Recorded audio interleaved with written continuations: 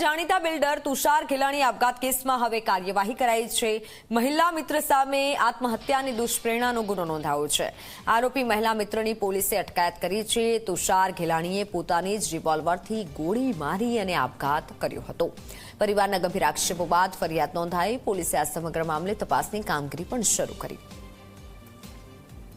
આરોપી મહિલા મિત્રએ ની સામે જે પ્રમાણે દુષ્પ્રેરણાનો ગુનો નોંધાયો છે। પોતાની જ રિવોલ્વરથી તુષાર ગેલાણીએ આપઘાત કરી લીધો હતો। પરિવારે ગંભીર આક્ષેપો કર્યા છે, તે બાદ ફરિયાદ નોંધાઈ છે।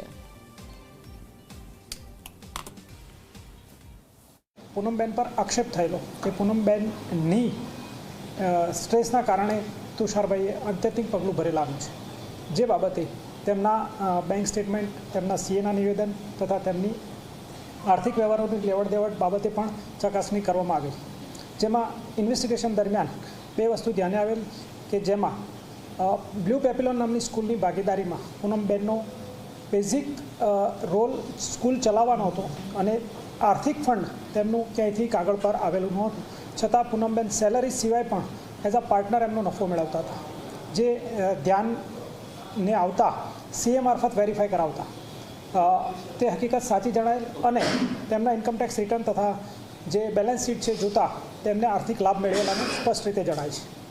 આ ઉપરાંત 6 ઓગસ્ટ 2025માં જોલી આર્કેડ નામની જે કોમર્શિયલ કોમ્પ્લેક્સ છે તેમાં L15 અને L16 નામની દુકાનો જે તુષારભાઈના પોતાના નામે હતી, જે તુષારભાઈએ પૂનમબેનના નામે કરેલ છે, જેમાં ચેકનું કોઈ ટ્રાન્ઝેક્શન થયેલ નથી, માત્ર દસ્તાવેજ કરવા ખાતર કરેલાનું જણાય છે। તુષારભાઈની હાજરી નથી, જેથી એ બાબતે વિશેષ પ્રકાશ નથી પાડી શકાય, પરંતુ તેમાં જે ઓફિશિયલ ટ્રાન્ઝેક્શન થવું જોઈએ જંત્રી મુજબનું એ બંનેના એકાઉન્ટ સ્ટેટમેન્ટ ચેક કરતાં આપણને જણાય આવેલ નથી, જેની બજાર કિંમત 1,06 લાખ રૂપિયા બંને દુકાનોની થાય છે।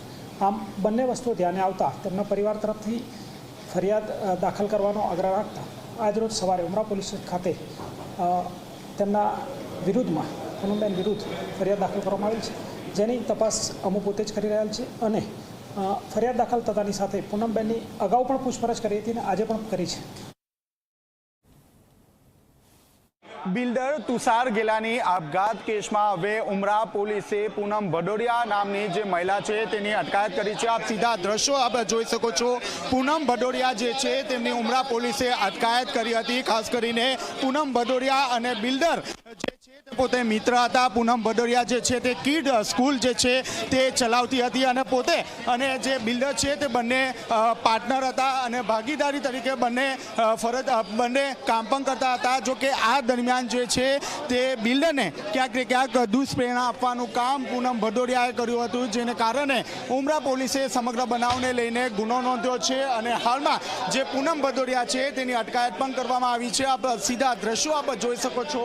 હાલમાં જે પૂનમ ભદોડિયા છે તેને અહીં લઈ આવવામાં આવી છે અને ખાસ કરીને ઉમરા પોલીસનો જે સ્ટાફ છે તે સ્ટાફ દ્વારા તેનો અટકાયત કરવામાં આવી છે, મેડિકલ પરીક્ષણ કરવામાં આવી છે। આપ જોઈ શકો છો હાલમાં જે પૂનમ ભદોડિયા છે તેને એક રૂમમાં રાખવામાં આવી છે। બિલ્ડર તુષાર ગેલાણીએ જે રીતે આપઘાત કરી લીધો હતો ત્યારબાદ ઉમરા પોલીસ દ્વારા તપાસ હાથ ધરવામાં આવી હતી। આ ઉપરાંત તુષાર ગેલાણીની જે પત્ની છે, જે દીકરી છે, તેમના દ્વારા પણ ઉમરા પોલીસ મથકમાં અંગે અરજી કરવામાં આવી હતી। અરજીના આધારે ઉમરા પોલીસે હાલ પૂનમ ભદોડિયાની જે છે તે અટકાયત કરવામાં આવી છે, મેડિકલ પરીક્ષણ માટે તેને મોકલી આપવામાં આવી છે અને તમામ જે તપાસ છે તે તપાસ હાથ ધરવામાં આવી રહી છે। જે રીતે વિગત મળી રહી છે તે મુજબ પૂનમ ભદોડિયા જે છે તે તુષાર ગેલાણીને બ્લેકમેલ કરતી હતી, પરંતુ કઈ વાતને લઈને બ્લેકમેલ કરતી હતી તે અંગે કોઈપણ પ્રકારનો ફોડ બહાર પાડ્યો નથી। પૂનમ ભદોડિયાનો જે મોબાઈલ છે તે FSL ખાતે મોકલી આપવામાં આવ્યો છે। હાલ તો જે પૂનમ ભદોડિયા અને તુષાર ગેલાણી જે છે તે એક સારા મિત્ર હતા, પરંતુ ક્યાંક ને ક્યાંક પોલીસે દુષ્પ્રેરણાનો જે ગુનો છે તે નોંધ્યો છે અને હાલમાં જે પૂનમ ભદોડિયા છે તેની અટકાયત કરવામાં આવી છે। કેમેરામેન પ્રશાંત દિવડે સાથે ચેતન પટેલ, ઝી મીડિયા, સુરત।